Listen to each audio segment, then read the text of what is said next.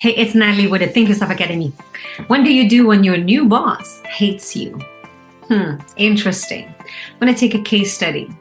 True story, happened to one of my clients. We're going to call her Marisa. Of course, that's not the right name. So Marisa had been working at her career in retail management for many, many years. So she was really successful. She was happy with where she was professionally. She was a regional manager, national chain of department store.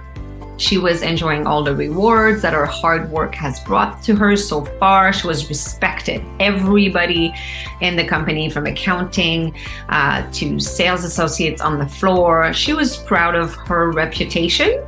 And she was a well-liked boss and colleague herself. So that was until her own director, the VP of sales, retired. And someone from outside of the company, her name, we're going to call her Victoria, was hired to take the VP of sales place. So when Marisa came to me, she was on the verge of quitting her job. She had a beloved career and she was applying for a transfer, which would mean quite unpleasant. And she had a well-established life and career, but she couldn't handle it anymore. Did not work with the new boss, with Victoria. So you see, Marisa was convinced that her new boss, Victoria, hated her. And it was clear in her head that from day one, that woman was not impressed by her personality, and where most people were calmed by her warm nature and responded well to her requests, her new boss was really cold and unapproachable. And she seemed to not appreciate much of Marisa's work. So her comments were just perfunctory at best. So even worse, the VP was actually on friendly terms with many of the other managers. It was just with her that it seems to that Marisa was rubbing her boss the wrong way, but she didn't know what she was doing wrong. So Marisa was so used to being liked that the new VP's rejection got really under her skin. So she started comparing herself to her colleagues who were somehow able to charm the new boss, and she was beating herself up because she was falling short. And she would leave a meeting with Victoria thinking things like, oh, that was so embarrassing. Oh my gosh, I'm so unprofessional. I was not good. And now Victoria had went to a very prestigious university, and then Marisa was starting to think that compared to the new VP, she was kind of stupid.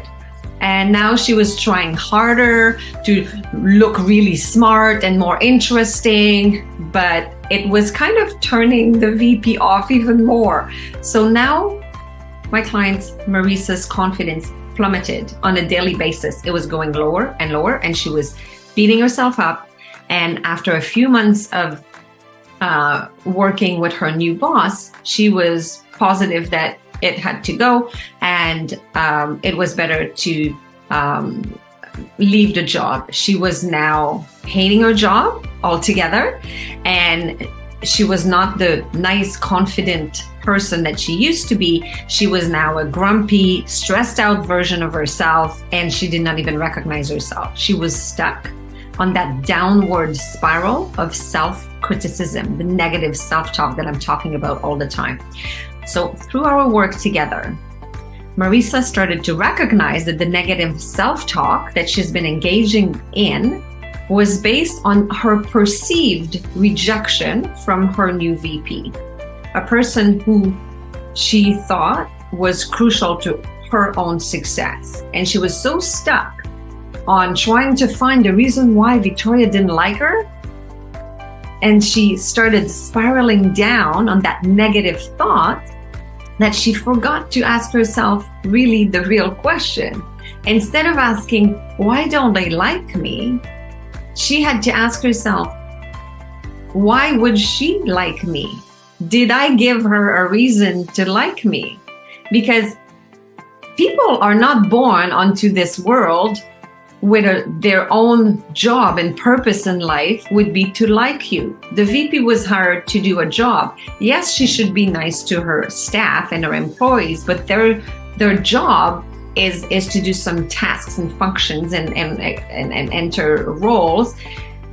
And in order to, on top of it, if you want to have a great relationship and be friendly with, sometimes you have to do something too on your end. And it starts with stopping telling yourself in your mind that this person hates you, because it's not a good way to start a relationship. So we started to examine the dynamic more closely. Marisa saw that Victoria had not actually done or said anything negative to her. It's just that she was not very reactive in a very warm way that Marisa was used to, like the old boss. And with that knowledge, Marisa could turn off at least the negative self-criticism, because she was making up a lot of it. Did she herself know anything about the new VP herself? Had she tried to learn something about her new boss? Right? So somehow she was not trying to be nice with her boss because she was sure that she hated her. So why would she even ask her, what does she do how was her weekend? How was this? Because she was not trying to be nice at all, because she thought that the boss hated her. So if someone outside of you is not interested in you, you have to try being interested in them first, because once you're interested in them, then they might start being interested in you. So once Marisa put aside her negative self-talk and began to show genuine interest in her new boss, instead of just trying to win her over, then they became more friends, and they began to find some connection points between them.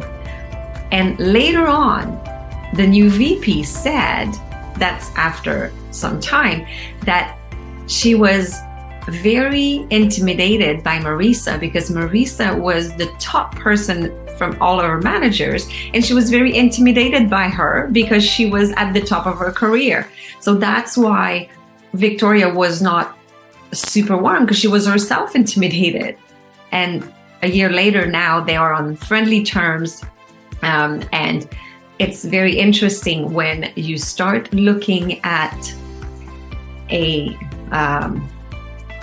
relationship, that sometimes you can do a lot more about a situation when you start taking responsibility and say, well, oh, she doesn't like me. Well, what have I done for her to like me? Have I done something for her? Have I been nice? Have I stepped up? Have I asked to be on a team to help them out? Have I stayed later one day to help them out? What have I done for them to help me? So I thought that today this example would show you how sometimes that negative self-talk that we have can overtake even the perception of what's really going on in a situation. And that can really hinder our ability to act from a place of confidence. So hopefully this helps you a little bit on how to regain back your confidence if you imagine or believe that maybe somebody doesn't like you. So what are you doing for you to like them?